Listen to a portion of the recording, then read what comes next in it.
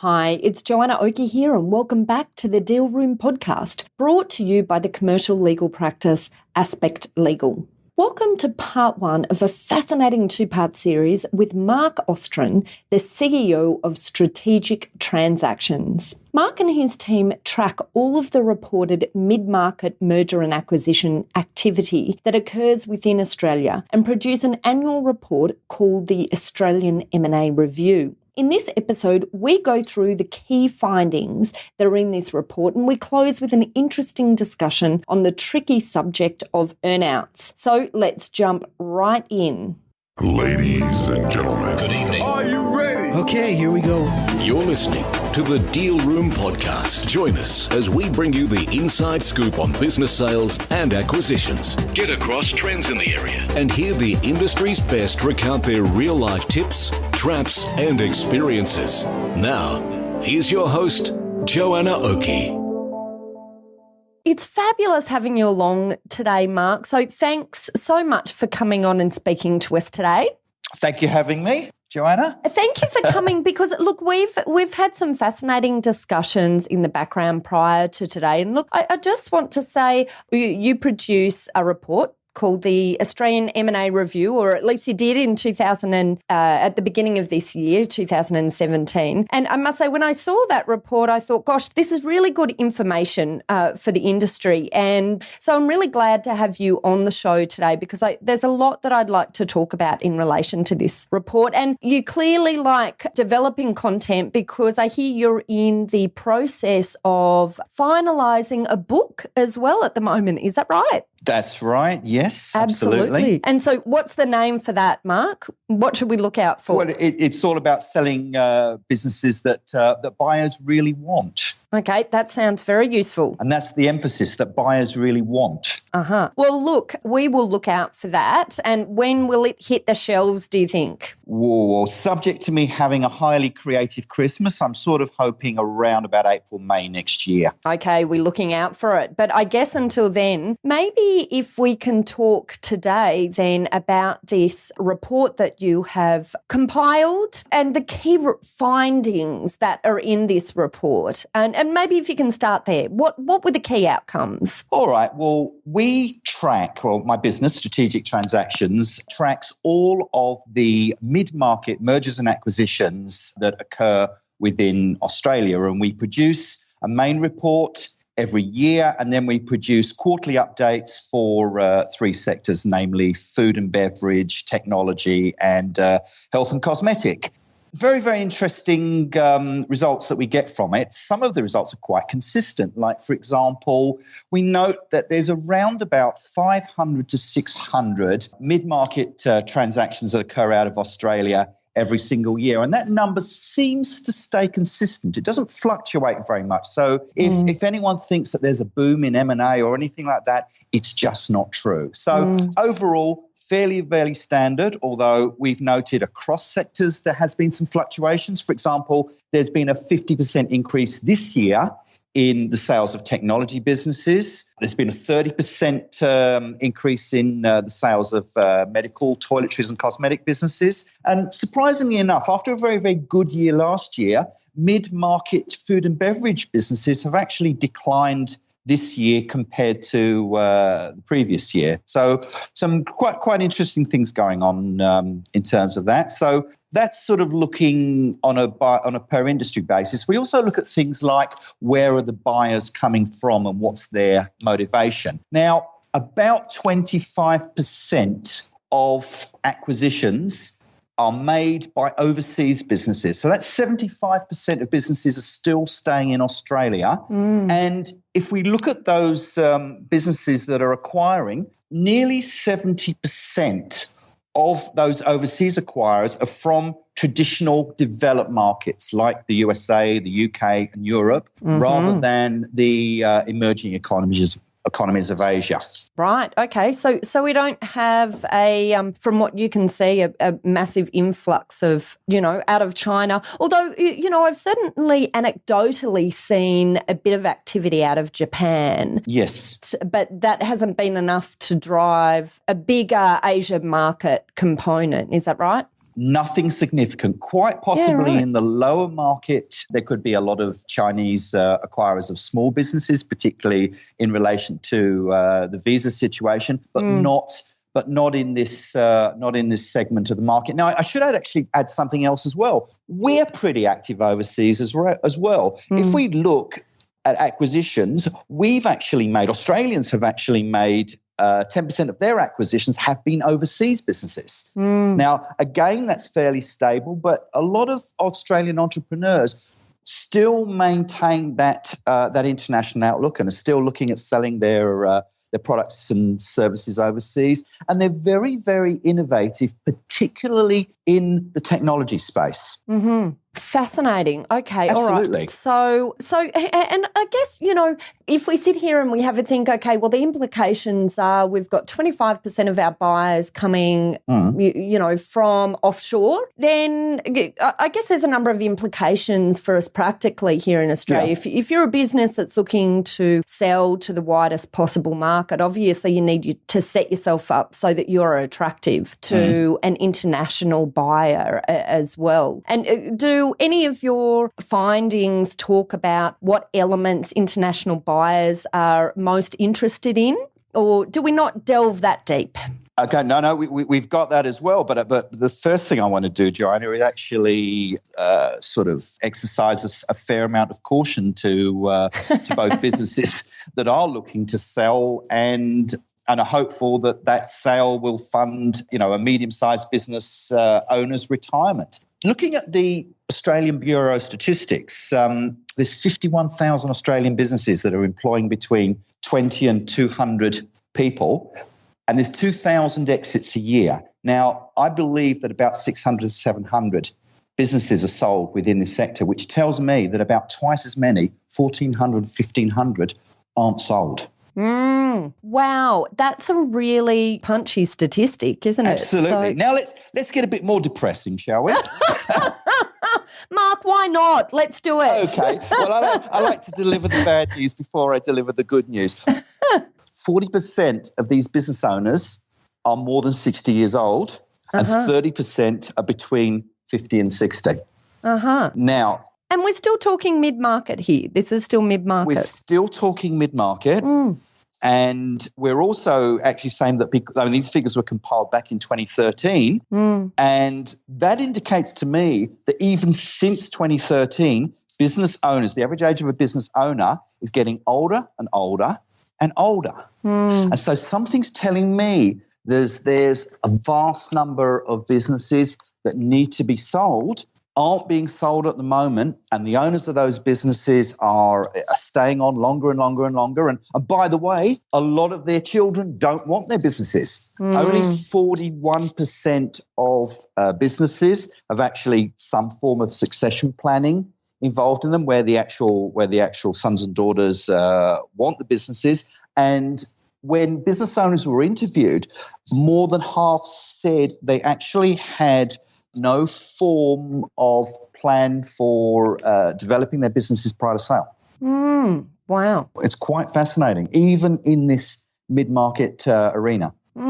That is fascinating. And, I guess for many, many years now, we've been talking about this wave of sales that will come, but we're saying, well, it hasn't quite hit yet.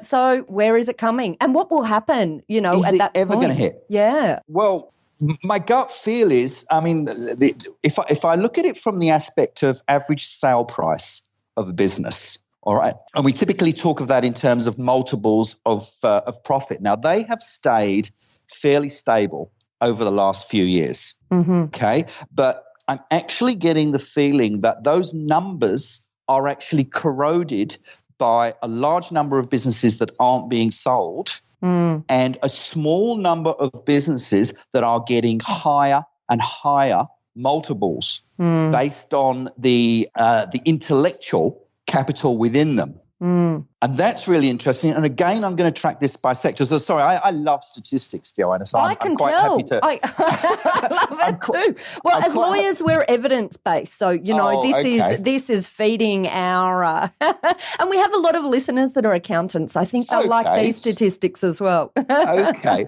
Well, looking at it from a statistical basis, the sort of the El Dorado of a largish private seller is where they're acquired by a public company.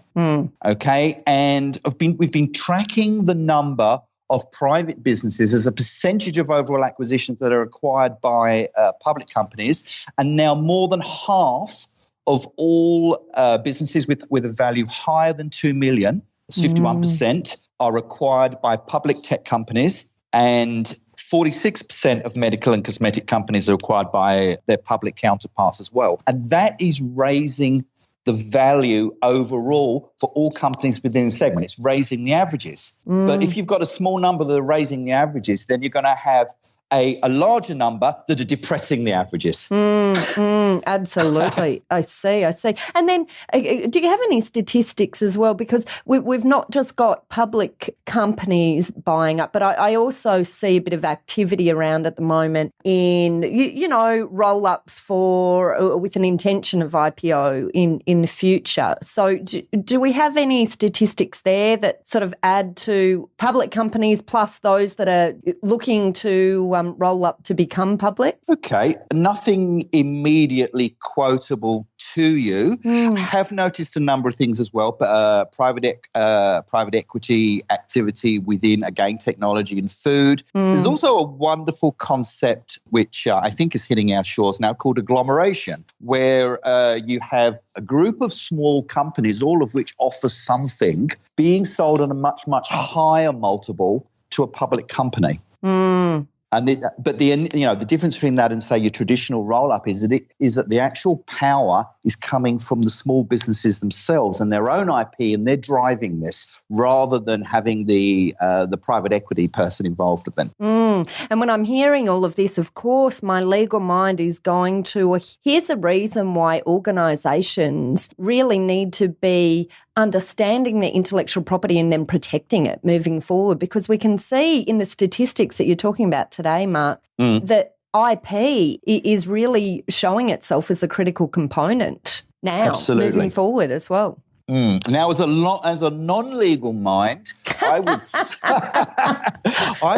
that the best way to maintain your edge in terms of IP is to actually keep building more and more and more IP, and assume that somehow your IP is going to be copied, or not necessarily copied, but is going to be emulated by somebody, and say, okay, well, what's the next step? Funny enough, just a few months ago, I came across the most fantastically innovative Australian company. They're called Shift Match, and they've got the IP around cloud-based staff rostering. Right. Okay, so the idea is that if you take, for example, a nurse director or somebody like that who's sort of responsible for the HR and making sure that a hospital is staffed, it takes up about 90% of the time just simply ringing up nurses and doctors and making sure they're on and creating shift schedules and all that kind of stuff. Now, this company realised that this was going on. They did a lot of research amongst nurses and doctors and talked about the issues that were related specifically to scheduling, and designed a system that worked across smartphones that automatically facilitated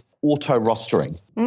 And it's an absolutely phenomenal system, and basically makes sure that the labour component behind this is down by about 90%, and people have more certainty about what they can and can't do. So they built this IP, and then they said, okay, well, how do we continue building this IP? And it's quarterly reviews amongst the users. And then they say, okay, well, what industry uses this apart from nurses and doctors? And they said, okay, well, there's schools, there's childcare, there's manufacturing, there's construction, there's hospitality, there's retail. And they've gone and produced all these different products that probably differ slightly, that facilitate more to those markets. And then the great thing is they go to America and they say, we've solved the problem, here you are. And all of a sudden they're a global business. I love Absolutely it. fantastic. I love it. I love it. Although the lawyer in me would say, well, without some sort of protections, our buyers are going to say, well, hold on, someone's going to jump on the back of this. And No,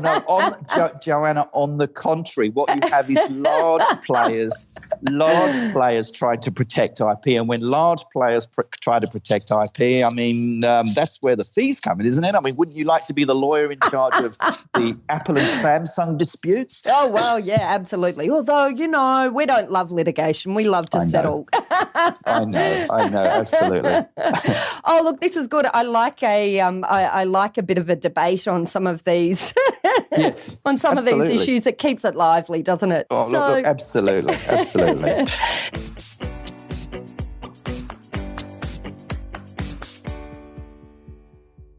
Let's take a short break. When we get back, Mark explains the importance of understanding the strategic motive behind a purchase. And we save the best for last by wrapping up this episode with an interesting discussion on earnouts.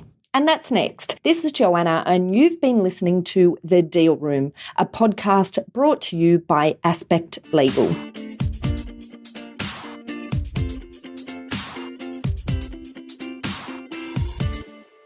Aspect Legal has a number of great services that help businesses prepare for a sale or acquisition, to help them prepare in advance and to get transaction ready. We've also got a range of services to help guide businesses through the sale and acquisitions process. We work with clients both big and small and have different types of services depending on size and complexity. We provide a free consultation to discuss your proposed sale or acquisition, or to discuss how we can work with your clients if you're an advisor in this space. So see our show notes on how to book a time to speak with us, or head over to our website at aspectlegal.com.au. Or if it's easier, just shoot me an email at joanna@aspectlegal.com.au.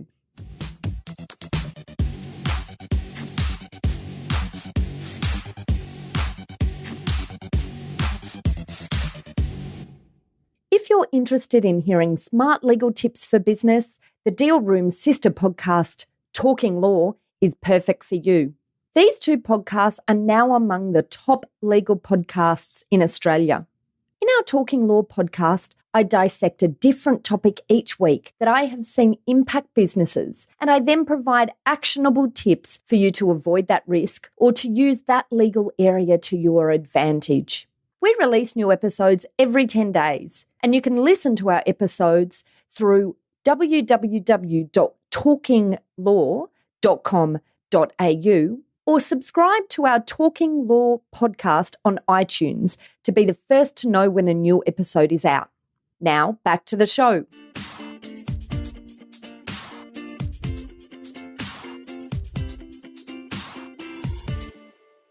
Welcome back. Earlier, Mark walked us through some key statistical data for mergers and acquisitions in the mid-market arena. He also highlighted the importance of building an edge with technology and intellectual property. Let's keep the conversation going and listen as Mark explains the reasons why buyers buy and why it's important that businesses understand this key element.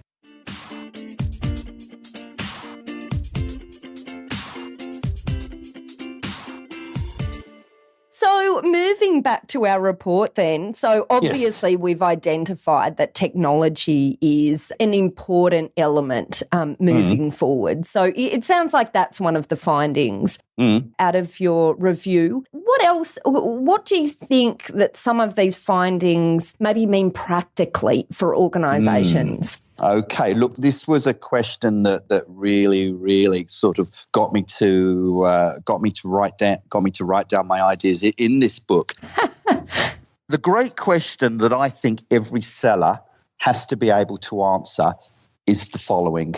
And this is a biased question. Explain what the value of your business is to me. All right, and it's the to me that's the key part of that question. All right. If I'm trying to sell my business to you and I say, oh, look, my profits are increasing every year, a great business there, et cetera, you'll say, well, yeah, okay, well, it's good that your profits are increasing at the moment because you're running it, but I don't know, what's going to happen when you leave and, all your personal contacts go, and what's going to happen when half your staff leave because they don't want to work with me rather than with you, and all those sorts of things that impact on the actual risk that relates behind the survival of the business.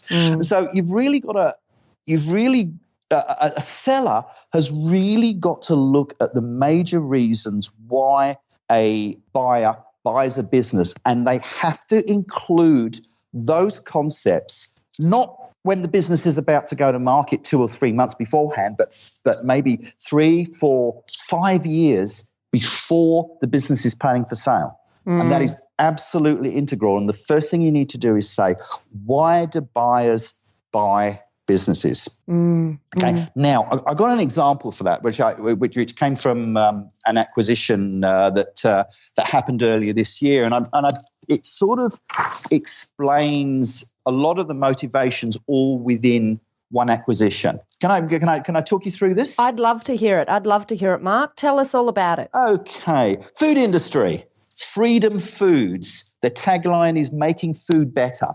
And they produce bakery goods, cereals, and snack foods. And now they go into the market and they buy a business called Power Foods for $21 million.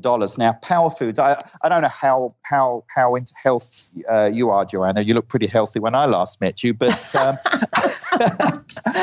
sometimes when you go into sports stores and nutrition stores, you see these big, enormous plastic containers full of protein powders and that kind of stuff. Now, that's a real niche market in itself. Okay. And so you've got a buyer and a seller here. So Freedom are the bakery, Power are the proteins and nutrients. But look at what Freedom can achieve by buying Power. Okay. So first of all, Freedom can utilize Power's different channels where they're strong. For example, retail pharmacies and, for example, sports shops and those kind of things. So you're looking at channels first of all. Then Power can utilize Freedom's channels. So, for example, Freedom is strong in groceries and supermarkets. Power can now sell their products in China and Southeast Asia because Freedom are there already. Okay? Freedom can afford to innovate much, much better than they could have got by themselves because they got more dollars and they got more resources behind them, because one of the problems that the fast-moving companies have is they can't necessarily fund innovation. And if you don't innovate in this industry, you're dead because there's other people that are innovating. And then you look at the production side and you say, okay, well, Power produce on a fairly small scale relative to Freedom. Freedom have got these enormous blending and packing capabilities. Why not have them do all of their production, etc., through Freedom? So you can close down, in effect, one factory and gain economies of scale from another one. Then you can also say, okay, well, Freedom, they're bigger, they've got a larger supply chain. So there's a greater opportunity for cost improvements. They can source ingredients and all those kind of things that help increase the profitability of something, reduce the costs, create a greater incentive for R&D. All right, so you can see it's not just Freedom didn't just buy Power because of the profits that Power could make in the future. It's the overall profits to the business. And so you've got your synergies there and it becomes a strategic sale. And so then obviously Power Food becomes a lot more valuable to Freedom Foods than, some other random buyer that doesn't have a strategic reason for the purchase. Absolutely. But how does Power go about finding these people that, will have a strategic motive, so therefore, increase this competitive tension for organisations that are willing to pay over and above what the business in and of itself is worth? Well, look, I'm glad you asked that. Haven't led me down this path, Mark. Absolutely. Look, it's people who have, it's experts who have the capacity to help facilitate a mutual gain from the whole thing. So typically with an assignment like this, you would sit down with somebody like myself and you would sit down and you would create a long list of all the buyers, perhaps globally, that stand most to gain from really, I guess you could call it a merger. All right. And a lot of that work, even before you actually come to take it to market, a lot of the work is actually involved in modeling what the benefits and what the financial gains would be to the buyer. And you can turn around and say, well, sure, my business may only be worth, I don't know, for argument's sake, I'm not quoting directly here, but for argument's sake, my business may only be worth $10 million, on a 4 times multiple or something like that. But to you, Mr. Buyer, this business is worth 30 million. Because of all the improvements that you can make to it and all the improvements that you can make to your existing business. So the deal then becomes, okay, well, we're worth 10, but you'll give us 30. Let's settle on 20. Yeah. I'm being very, very superficial here.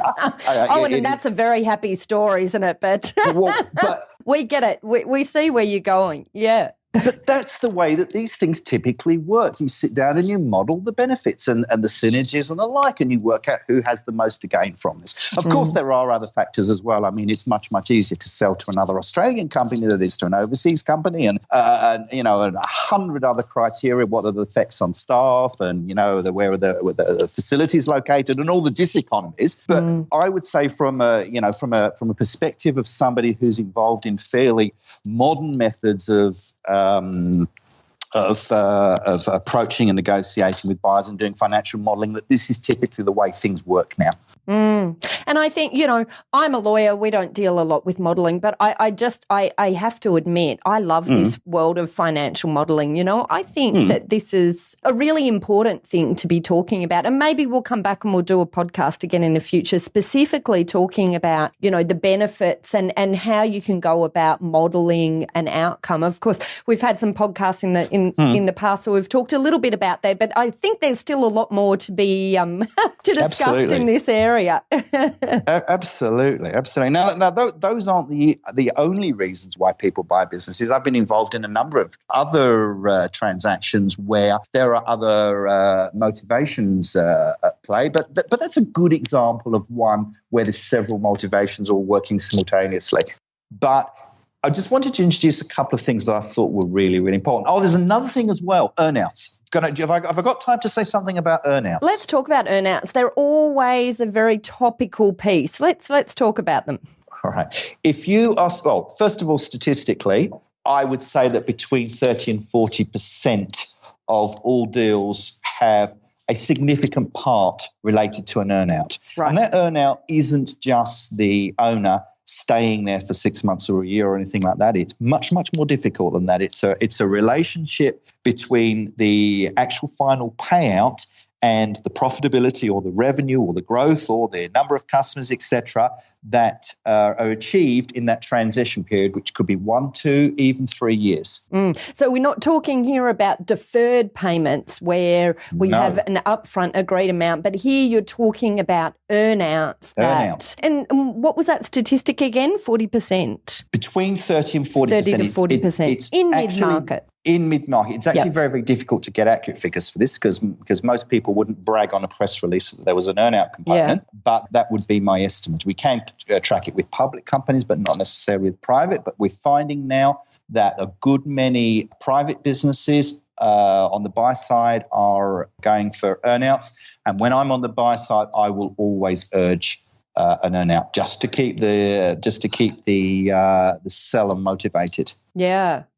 And obviously then you're talking, though, about sellers who want to stay on with the business for an extended period of time then. Yeah. But that also then suggests, well, if we agree that this is going to that this occurs in 30 to 40% of transactions, then if you're open to the concept of an earnout, which some people aren't, but if you are open to it, then you potentially have either a larger pool of buyers or the potential of pushing a higher sale price. But it also means you probably need to start emotionally preparing and preparing your business for a sale maybe earlier than your original anticipated exit date, because you're going to have to stick around for a while. Absolutely. Totally agree with you there. Are you finding that typically with your clients, that they're prepared to sort of make that adjustment? Yeah, look, I think clients fall into two camps. There's clients who are very scared of the concept of an earnout, and even if it is likely to drive a higher price, they're just too scared, because, there's a lot of scary stories around the traps of earnouts going wrong. Yes. And there's a lot of complicated components that work with developing an earnout, particularly in relation to the control that a seller has, because there's always this issue that between buyer and seller in relation to who's going to hold the control. Obviously, a buyer wants to hold it once they're in, but that can impact the ability of a seller in many ways to impact the elements that will lead to the earnout. So this is where issues arise. And it can get a bit more emotional, I guess, for sellers who just want to know they've got a dollar value. Totally agree with you. And I think that's probably you could have that as a podcast just in itself. The whole issue of both the rational and emotional aspects relating to an earnout. Yeah. But the fact of the matter is, if you're valuing your business, this is the seller, based on the future potential earnings of the business, and you have forecasted that the future potential earnings of the business are going to increase as distinct from stay stable, then you're almost duty and responsibility bound to stay there and make sure that it happens. Yeah. Oh, and one more thing as well.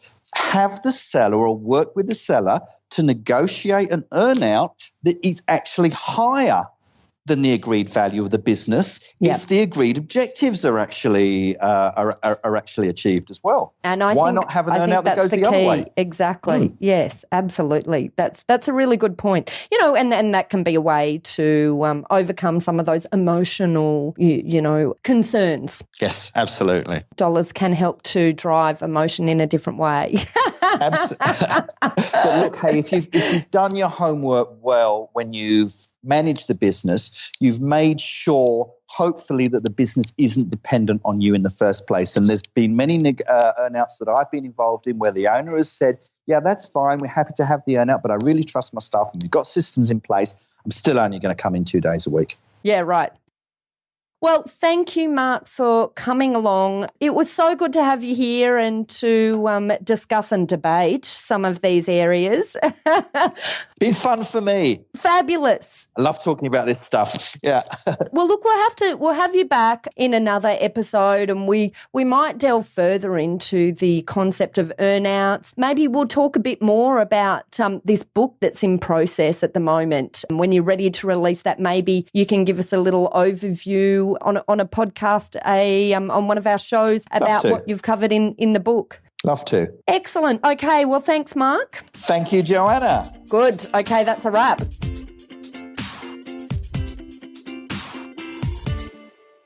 Well, that's it for part 1 of this 2-part series with Mark Ostryn from Strategic Transactions. In this episode, we talked about the trends in mid-market M&A that are tracked and reported in his publication named Australian M&A Review. If you'd like to get a copy of the Australian M&A Review, then head over to the website of Strategic Transactions at strategictransactions.com.au, and there you'll be able to get in contact with Mark or his team and get yourself a copy. So as a bit of a recap, in this episode, we talked about lots of emerging trends, and we also talked in more detail about the benefit for sellers in being primed for the possibility of an acquisition by an offshore buyer. We talked about understanding the motivations of buyers, and we also talked about earnouts. Now, from a legal perspective, there's a lot for businesses to be aware of if they're considering an earnout. If you'd like to hear more about earnouts, then maybe head over to episode 12 of The Deal Room, where I chat about the legal considerations of earnouts with Liz Lee, who heads up our M&A division at Aspect Legal. There we talk further about earnouts, and in future episodes we'll also be talking further about earnouts because, as discussed with Mark in this podcast, earnouts can provide a lot of upside for both buyers and sellers if they're done right. But done poorly, they can cause pain for both parties. So it's about getting your ducks in line correctly and having the right legal and contractual underpinnings to ensure that they work the way they're meant to. Well, that's a wrap. If you'd like to get a copy of the notes from this podcast or any contact details that we've discussed, head over to our website at thedealroompodcast.com, where you'll be able to download a transcript of this podcast episode if you want to read it in more detail. You can also access the podcast notes by going to our website at aspectlegal.com.au, which is also where you can contact our lawyers at Aspect Legal if you or your clients would like to discuss any legal aspects of sales or acquisitions. Now, don't forget to listen in to the second part of this two-part series with Mark Ostryn, where we close out this series by going through Mark's checklist of considerations that a business ought to be thinking about in advance before going into market. We also identify some threats in the M&A space, but of course we sign off in a positive note by leaving you, our listeners, with some actionable tips, whether you're an accountant, a broker or a business owner gearing for purchase or sale into the future. So thanks again for listening in. You've been listening to Joanna Oakey and the Deal Room podcast, brought to you by the commercial legal firm Aspect Legal. See you next time. Ladies and gentlemen. That will conclude this evening's entertainment. Thanks for listening to the Deal Room podcast. To find out more about this episode and other episodes in the series, check out the show notes or head over to our website at thedealroompodcast.com.au.